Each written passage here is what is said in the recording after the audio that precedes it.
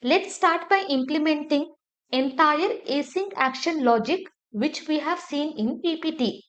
Here I have created file asyncactions.js. Inside this first step we are going to start with a state.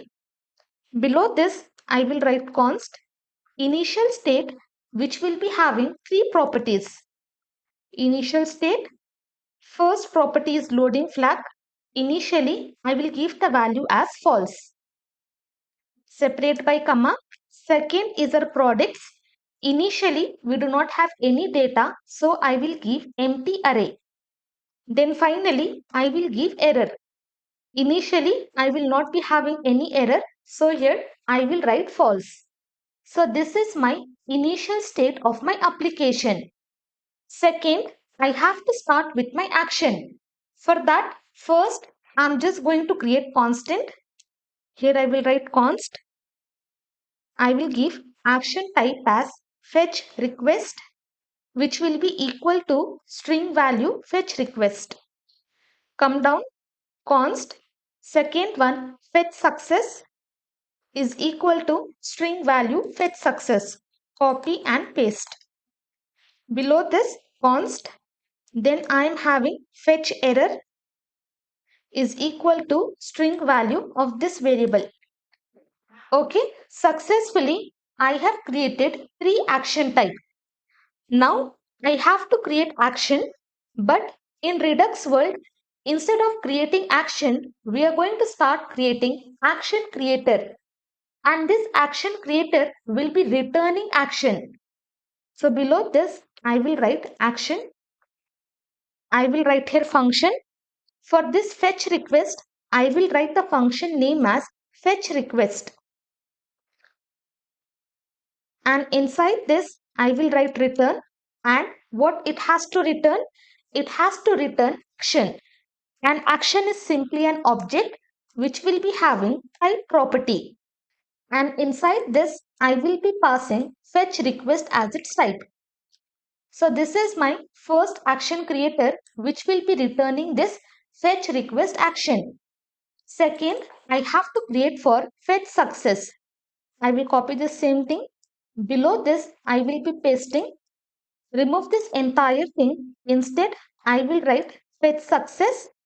And inside this, I am going to write fetch success. Then finally paste, and here I will write fetch error. And here inside this, I will be writing fetch error. Okay, successfully I have created three action creator which will be returning three actions.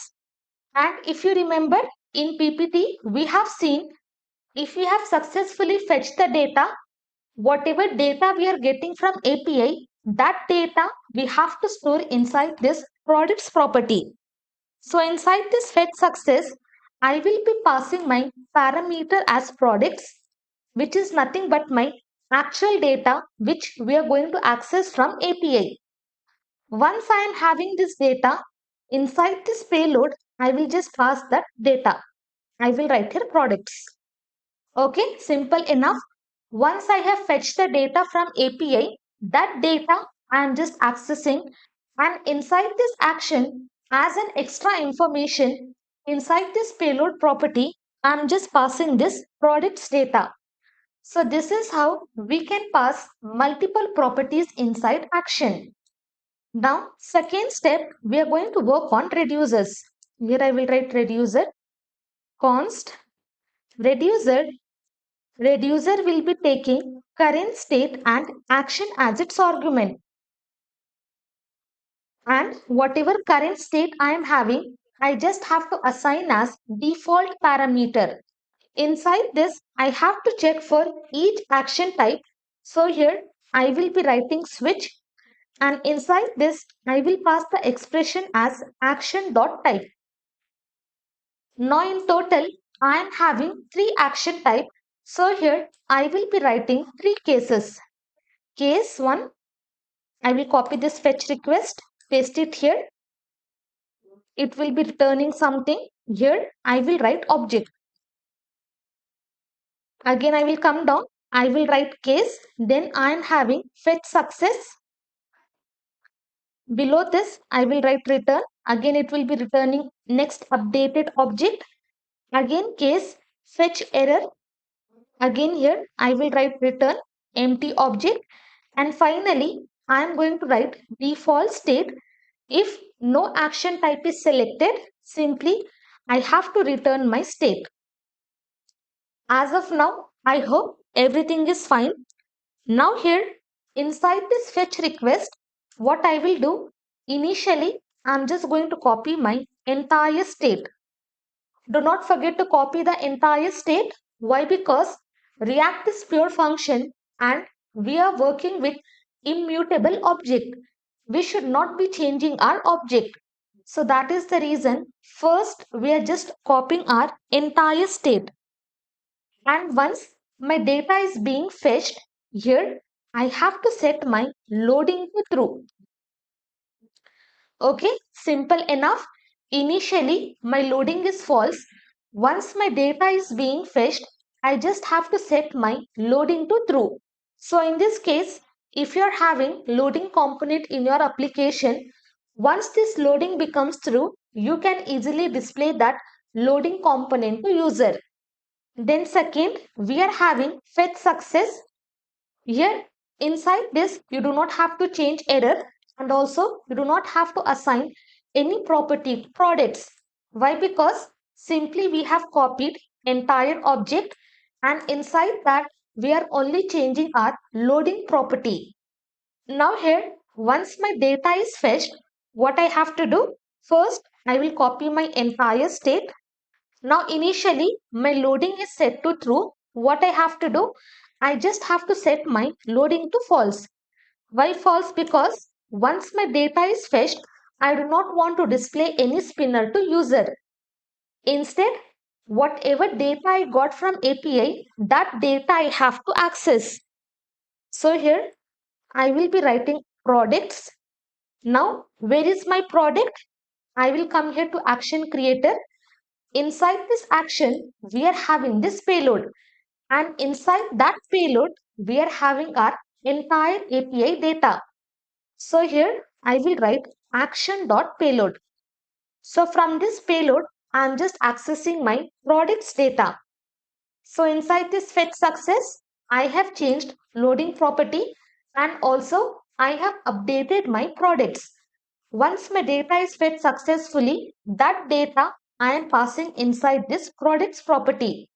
So that is the reason I have passed extra property payload for which I have assigned my products. Then finally, we are having error.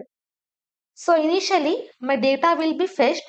If it is failed, I will be coming inside this fetch error. So now here, I have set loading to true. Once I am having error, I have to set loading to false. Before that, I'm just going to copy entire state. Then I will set loading to false. And after that, I just have to set my error property to true, which indicates I am having some error in my application. And inside object, whenever you are writing properties, you have to separate by comma. Okay, successfully, we have created our initial state. We have created all the action creator and we have created our reducer. Now last step, we have to create our store. For that, first we have to access our Redux package.